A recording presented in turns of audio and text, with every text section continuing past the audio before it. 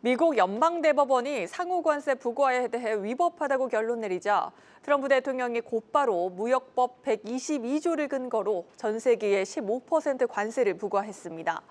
중국과 브라질 등 일부 국가들의 관세율은 오히려 낮아지면서 미국이 관세 수입 부족분을 반도체 등 다른 곳에서 메울 것이란 우려까지 나오고 있습니다. 반도체 관세의 현실성과 영향에 대해서 산업부 홍원표 기자와 알아보도록 하겠습니다. 홍 기자, 단도직입적으로 묻겠습니다. 미국이 우리나라 반도체에 관세를 매길 가능성 현실적으로 어느 정도나 됩니까? 네, 일단 전문가들의 분석에 따르면 미국이 당장 한국 반도체에 관세를 매길 가능성은 매우 낮습니다.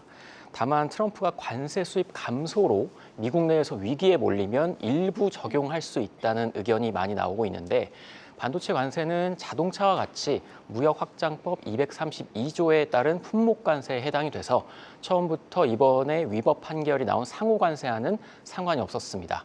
이미 트럼프는 이 232조를 근거로 엔비디아가 H200 칩을 중국에 수출할 때 매출의 25%를 미국 정부에 내도록 하고 있습니다.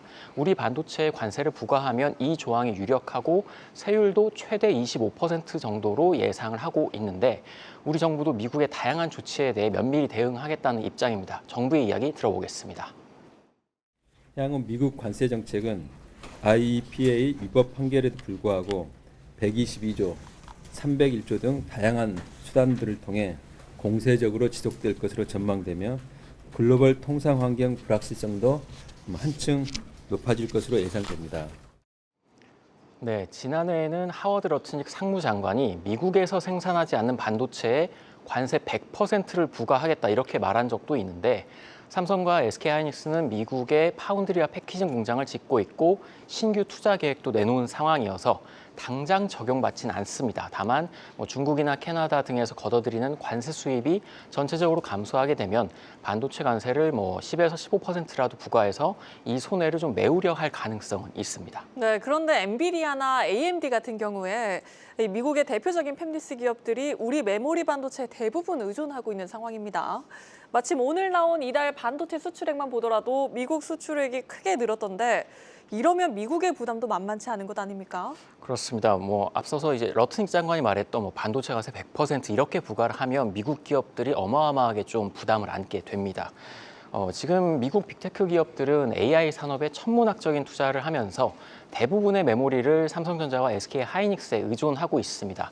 이 같은 흐름은 수치로도 확인이 되는데 2월 1일에서 20일까지 기준 이 반도체 수출 금액은 151억 달러로 월간 기준 역대 최대를 기록했습니다. 특히 미국 쪽 비중이 큰 폭으로 증가했는데 지난해 10월에는 42억 달러였는데 이번 달에는 80억 달러로 5개월 새 2배나 뛰었습니다.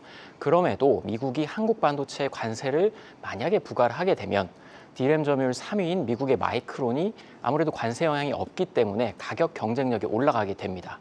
다만 현재 AI 산업에서 HBM을 비롯한 메모리 반도체 공급은 삼성과 SK하이닉스가 풀가동으로 생산을 해도 공급이 엄청 부족한 상황입니다.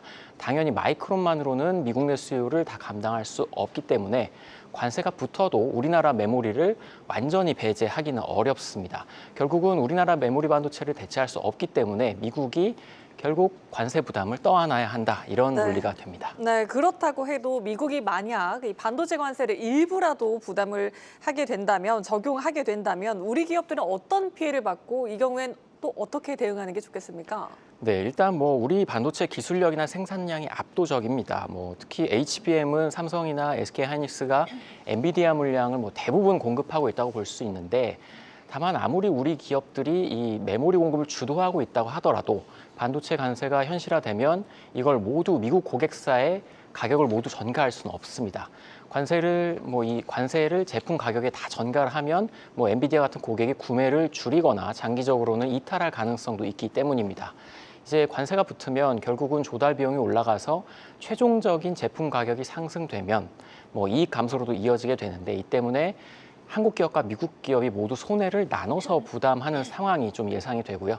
특히 트럼프 대통령은 미국 기업이 피해를 보더라도 반도체 공급망을 미국 본토로 끌어오겠다는 정책이 분명합니다.